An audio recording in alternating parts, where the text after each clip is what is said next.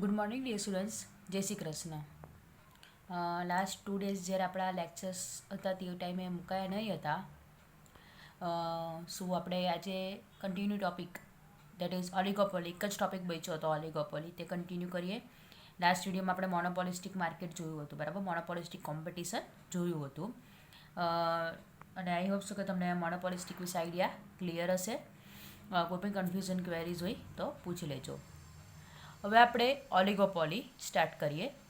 છેલ્લો ટોપિક છે, આજે આપણું ચેપ્ટર કમ્પ્લીટ થઈ જ જવાનું છે.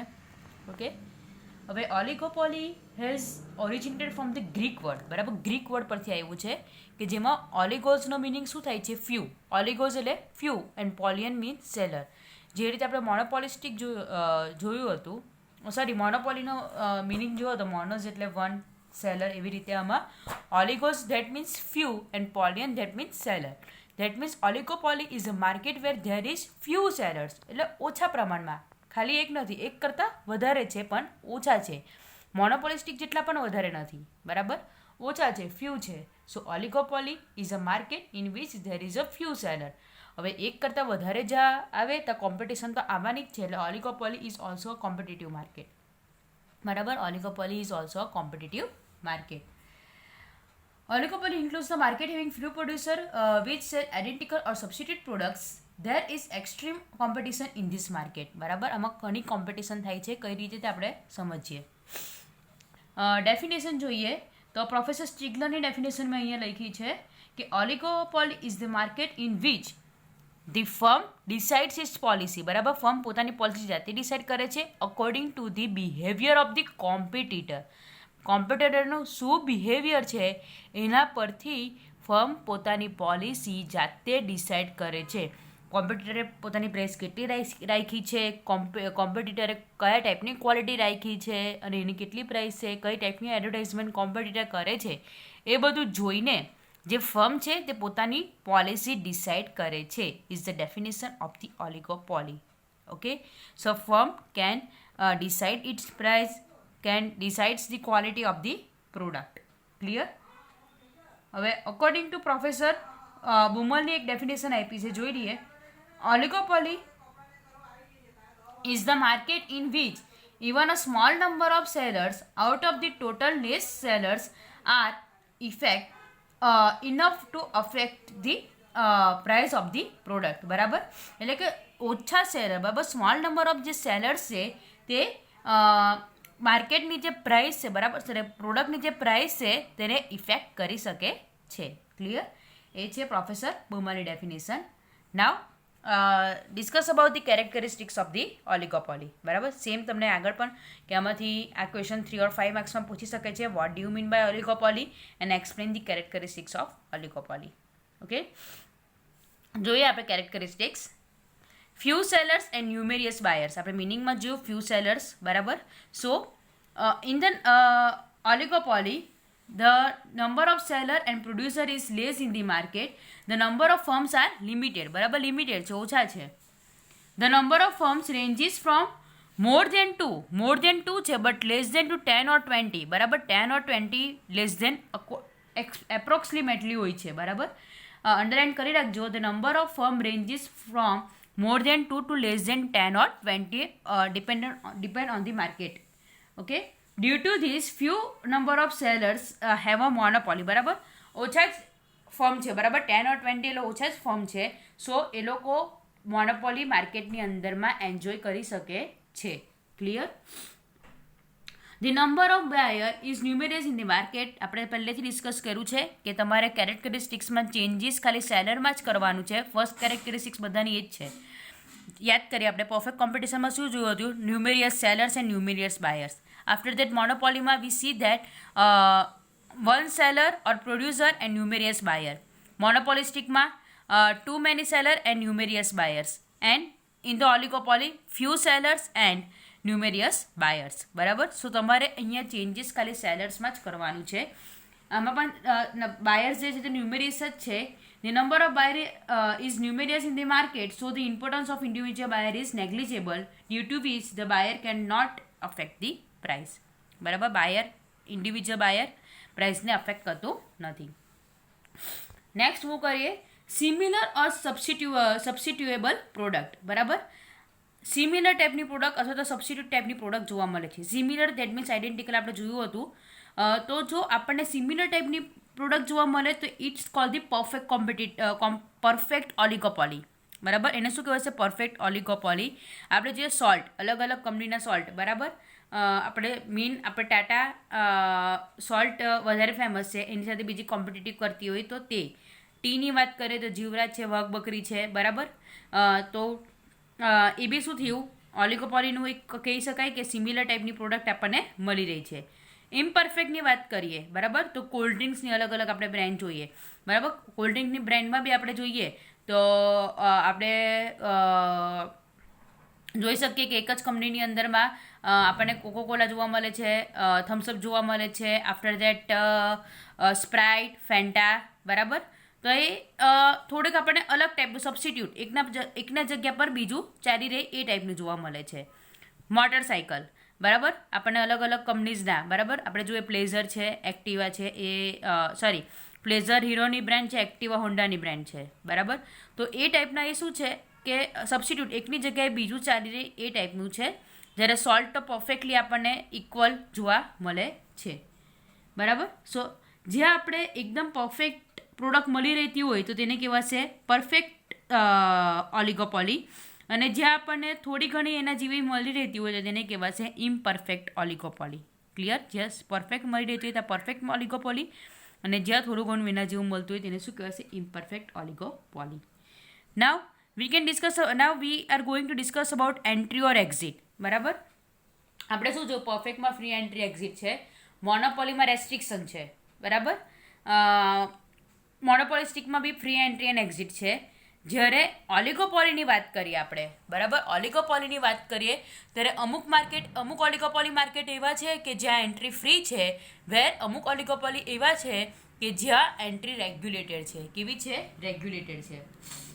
In the market of oligopoly, the entry and exit of a firm is free or regulated according to the type of oligopoly followed, બરાબર. If there is free oligopoly in the market, then there is free entry and exit of the firms, while the oligopoly is restricted, then entry and exit of the firm is regulated, બરાબર. જ્યારે restricted હશે ત્યારે એને regulate કરવામાં આવશે, જ્યારે free હશે ત્યારે ઇઝીલી એની એન્ટ્રી અને એક્ઝિટ થઈ શકશે. રેગ્યુલેટેડ હશે ધેટ મીન્સ કે લોકોએ લોંગ પ્રોસિજરમાંથી પાસ આઉટ થવું પડશે. ક્લિયર? નેક્સ્ટ વાત કરીએ સેલિંગ કોસ્ટ, જે આપણે મોનોપોલિસ્ટિક્સમાં જોઈ ગયા હતા. પાછું તમને રિમાઇન્ડ કરી દઉં. Selling cost that means what?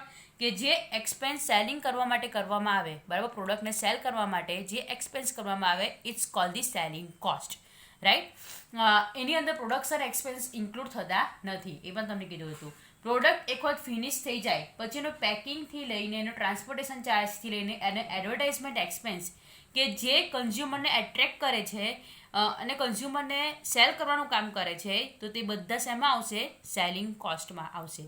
ઓલિગોપોલીમાં બી આપણે જોયું કે એક કરતાં વધારે સેલર છે, બરાબર, અને ફ્યુ સેલર છે ધેટ મીન્સ કે એ લોકો વચ્ચે કોમ્પિટિશન ટક્કરની થવાની, બરાબર. આપણે જોઈએ કે આપણને અલગ અલગ આપણે પેપ્સિકો છે, કોકોકોલા છે, એ બધાની આપણે ટીવીમાં એડવર્ટાઇઝમેન્ટ જોઈ શકતા હોઈએ, બરાબર. તો એ શું કરે છે? અલગ અલગ એડવર્ટાઇઝમેન્ટથી બાયરને એટ્રેક્ટ કરે છે પોતાના તરફ, બરાબર. તો એના પાછળ જે એક્સપેન્સ થાય છે તેને શું કહેવાશે? સેલિંગ કોસ્ટ કહેવાશે, બરાબર. એટલે ઓલિગોપોલીમાં બી સેલિંગ કોસ્ટ આવશે અને મોનોપોલિસ્ટિકમાં બી સેલિંગ કોસ્ટ આવશે. તમને સેમ જ કીધું છે. The expenses done for selling the product are called selling cost. The selling cost include packing, making the product attractive, sales tax, transportation, expenses given to the wholesale and retail traders, showroom expense, specific amount expended for sale, prices, gifts, and the important being the advertisement cost. The selling cost does not include the production expense, which we already discussed in the monopolistic. Same paragraph is given here. Right, same paragraph is given here. There is extreme competition in the oligopoly. આ થોડુંક change છે. So the selling cost becomes the important factor of the market. As I told you, in the oligopoly there is few number of sellers, so there is more than one number of sellers. So competition must be there, right? the seller try to attract the consumer through the selling expenses. The product difference in the market give the particular identity to the product. આપણે જોઈએ કે જે product છે તેનું જે અંદર જે difference છે તે પોતાના પ્રોડક્ટને હાઇલાઇટ કરે છે, right. So there can be possibility of selling cost. For example advertisement of television, car etcetera. આપણે બધાની એડવર્ટાઇઝમેન્ટ જોઈએ, કારની બી અલગ અલગ ટાઈપની એડવર્ટાઇઝમેન્ટ, ટીવીની બી આપણે અલગ અલગ ટાઈપની એડવર્ટાઇઝમેન્ટ, ફ્રીજની અલગ અલગ ટાઈપની advertisement we can see in the TV, બરાબર. સો એ શું કરે છે, પોતાની પ્રોડક્ટને પર્ટિક્યુલર આઈડેન્ટિફાઈ કરે છે. નેક્સ્ટ કેરેક્ટરિસ્ટિક્સ છે fifth one, which can be ask for the 1 mark. Important છે ઇન્ટરડિપેન્ડન્સ, બરાબર. કે interdependence is the characteristics of which market. હવે વોટ ઇઝ ઇન્ટરડિપેન્ડન્સ? કે આપણે જોયું કે ઓલિગોપોલીમાં નંબર ઓફ સેલર્સ કેવા છે, ફ્યુ છે, રાઈટ. તો એ લોકો એકબીજા વિશે ઇન્ફોર્મેશન જો મેળવવી હોય, બરાબર, ગેઇન કરવી હોય, તો it can easily gain information about the other seller.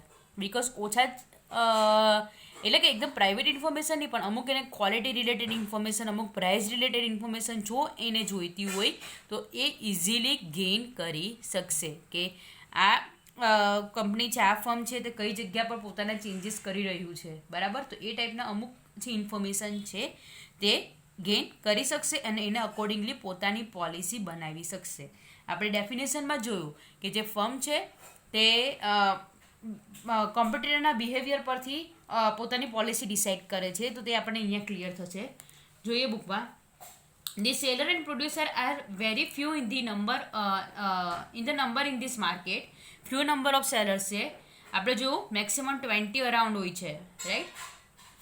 The seller or producers can thus easily gain the important information about the other seller or producer.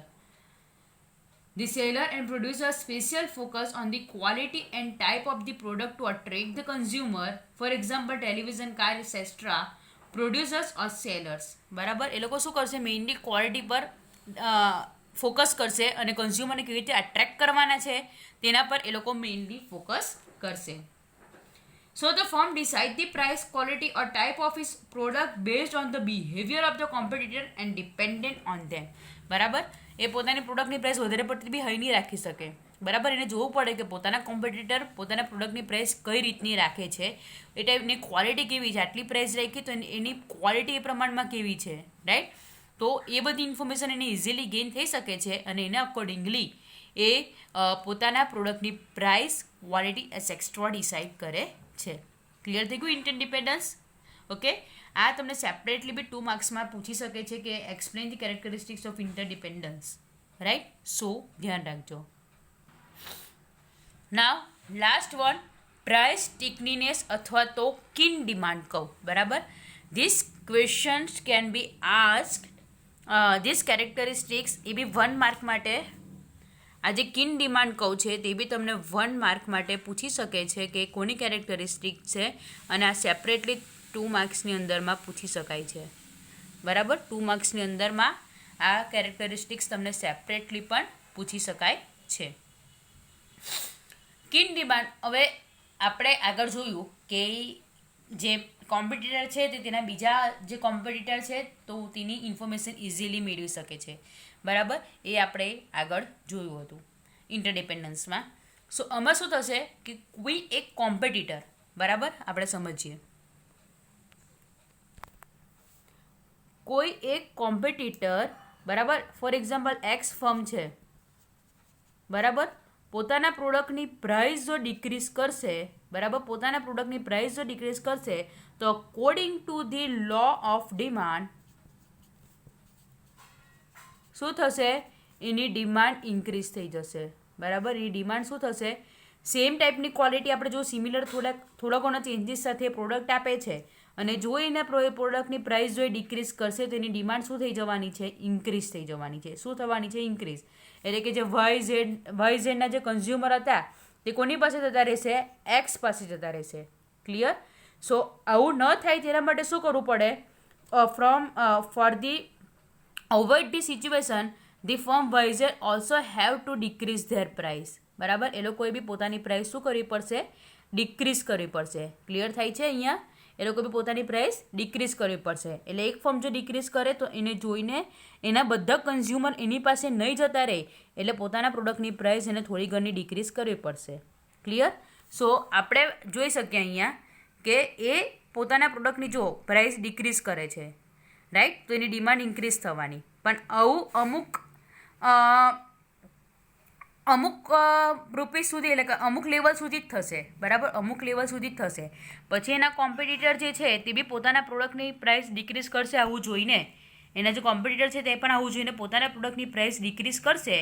એટલે ધીમે ધીમે એની ડિમાન્ડ પાછી શું થવાની, એ જો વધારે ને વધારે ડિક્રીઝ કરશે તો એની ડિમાન્ડ બી ધીમે ધીમે વધારે ડિક્રીઝ થવા લાગશે, બરાબર. વધવાની જગ્યાએ શું થશે, વધારે ડિક્રીઝ થશે, વધવાની જગ્યાએ ધીમે ધીમે ડિક્રીઝ થશે. એટલે ખાલી એક નોમિનલ લેવલ સુધી જ પોતાના પ્રોડક્ટની પ્રાઇસ ડિક્રીઝ કરી શકશે, બરાબર. એક નોમિનલ લેવલ સુધી જ પોતાના પ્રોડક્ટની પ્રાઇસ ડિક્રીઝ કરી શકશે. તેને શું કહેવાશે, કિન કહેવાશે, કિન, બરાબર, KINK, રાઈટ. કિન ડિમાન્ડ કહો એટલે આને શું કહેશે, કિન. એટલે આપણે ગુજરાતીમાં કહીએ તો આપણે પેલો ખાંચો પડે એમ કહીએ ને, રાઈટ. તો તે ટાઈપની આ વસ્તુ છે. આના કરતાં વધારે એ પોતાના પ્રોડક્ટની પ્રાઇસ ડિક્રીઝ કરી શકશે નહીં. ક્લિયર થઈ ગયું અહીંયા આગળ? હવે બીજી સિચ્યુએશનની આપણે વાત કરીએ કે જો કોઈ કોમ્પિટિટર પોતાના, હવે એક્સ જે ફર્મ છે તે પોતાના પ્રોડક્ટની પ્રાઇસ જો ઇન્ક્રીઝ કરશે તો according to law of supply શું થશે, એની according to law of demand શું થશે, એની ડિમાન્ડ ઇન્ક્રીઝ થઈ જશે, ડિક્રીઝ થઈ જશે. અને જે YZના જે ફર્મ છે તેની કોની ડિમાન્ડ શું થઈ જશે, ઇન્ક્રીઝ થઈ જશે, બરાબર. આ તમને એક્ઝામ્પલ આપું છું કે જો એક્સ પોતાના પ્રોડક્ટની પ્રાઇસ ઇન્ક્રીઝ કરે તો એની ડિમાન્ડ ડિક્રીઝ થશે અને YZની ડિમાન્ડ ઇન્ક્રીઝ થઈ જશે, બરાબર. ક્લિયર થઈ ગયું? એટલે આ સિચ્યુએશન તો માર્કેટમાં મોસ્ટલી આવશે જ નહીં. માર્કેટમાં એમ જોવા જઈએ તો આ જ સિચ્યુએશન આવે છે અને એ ટ્રાય કરે છે પોતાના પ્રોડક્ટને નોમિનલ લેવલ સુધી લઈ જવાની, એના કરતાં વધારે ડિક્રીઝ કરી શકતું નથી. એટલે એનાથી જે કર્વ બને છે તેને કહેવાશે કિન ડિમાન્ડ કર્વ. કયો કહેવાશે? કિન ડિમાન્ડ કર્વ. જોઈ લેજો પાછું એક બે વખત તમે વિડીયોમાં આ કિન ડિમાન્ડ કર્વ નહીં ખબર પડે તો તમે પૂછી લેજો. આજે આપણું આ જે ચેપ્ટર છે તે અહીંયા કમ્પ્લીટ થાય છે. ઓલિગોપોલી માર્કેટ સાથે આપણે જોયું. ઓલિગોપોલી મીન્સ ફ્યુ સેલર. બધાના સેલર એક વખત આપણે રિવાઇઝ કરી દઈએ. જેવો આપણે પરફેક્ટ કોમ્પિટિશનમાં શું જોયું હતું, ન્યુમેરિયસ સેલર્સ. મોનોપોલીમાં ઓનલી વન સેલર, મોનોપોલિસ્ટિક્સમાં large number of sellers and ઓલિગોપોલીમાં ફ્યુ સેલર્સ, બરાબર. મેઇનલી આ ડિફરન્સ પરથી બધાની અલગ અલગ કેરેક્ટરિસ્ટિક્સ ને બધા અલગ અલગ માર્કેટ બને છે, બરાબર. જોઈ લઈએ. Few sellers and numerous buyers, similar substitute product, right. Perfect similar substitute મળે છે અથવા તો ઇમ્પરફેક્ટ, રાઈટ. પરફેક્ટમાં સોલ્ટ, ટી એક્સ્ટ્રા આપણે લઈ શકીએ છીએ, જેને ઇમ્પરફેક્ટમાં કોલ્ડ ડ્રિંક્સ છે, મોટરસાઇકલ છે, જેવી વસ્તુ આપણે લઈ શકીએ છીએ. Entry exit depend on the market, કે રેસ્ટ્રિક્ટેડ હોય તો રેગ્યુલેટેડ થશે અને ફ્રી હોય તો ઇઝીલી આવજા થઈ શકશે. સેલિંગ કોસ્ટ જે આપણે મોનોપોલિસ્ટિકમાં જોઈ ગયા હતા તે જ સેમ વસ્તુ છે કે પોતાના પ્રોડક્ટને સેલ કરવા માટે જે બી કોસ્ટ લાગે તેને સેલિંગ કોસ્ટ કહેવાશે. ઇન્ટરડિપેન્ડન્સ એટલે પોતાના કોમ્પિટિટરની જે ઇન્ફોર્મેશન છે તે ઇઝીલી ગેઇન કરી શકશે અને એના અકોર્ડિંગલી પોતાની પોલિસી ડિસાઇડ કરશે. અને પ્રાઇસ સ્ટિકનેસ એટલે કે કિન ડિમાન્ડ કહો આપણે જોયો કે which I told you that કે 1 or 2 માર્ક્સના એમાં પૂછી શકે છે. એટલે કે પોતાના પ્રોડક્ટની પ્રાઇસ ડિક્રીઝ કરશે તો એની ડિમાન્ડ ઇન્ક્રીઝ થવાની છે, બટ પછી બીજા બધા કોમ્પિટિટર બી પ્રાઇસ ડિક્રીઝ થશે એટલે ધીમે ધીમે એની ડિમાન્ડ ડિક્રીઝ થવા લાગશે, બરાબર. એટલે એક નોમિનલ લેવલ સુધી જ પોતાના પ્રોડક્ટની પ્રાઇસ એ ડિક્રીઝ કરશે. જે એ કર્વ બને છે તેને શું કહેવાશે, કિન ડિમાન્ડ કર્વ કહેવાશે. ગુજરાતીમાં વાત કરીએ તો જે ખાંચો પડે છે તે, અહીંયાથી ખાંચો પડ્યો ને એટલે એને કિન કહેવાય છે, બરાબર. અને પોતાના પ્રોડક્ટની પ્રાઇસ ઇન્ક્રીઝ કરશે તો એની ડિમાન્ડ ડિક્રીઝ થવાની છે, રાઈટ. સો હવે સિચ્યુએશન માર્કેટમાં મોસ્ટલી આવતી નથી. આ બધા મિનિંગ અને આ બધા પોઈન્ટ્સ મેઇનલી આ 6 નંબરની કેરેક્ટરિસ્ટિક્સ તમારે લખવાની છે. કોઈ બી કન્ફ્યુઝન ક્વેરીઝ હોય તો પૂછી લેજો. Thank you.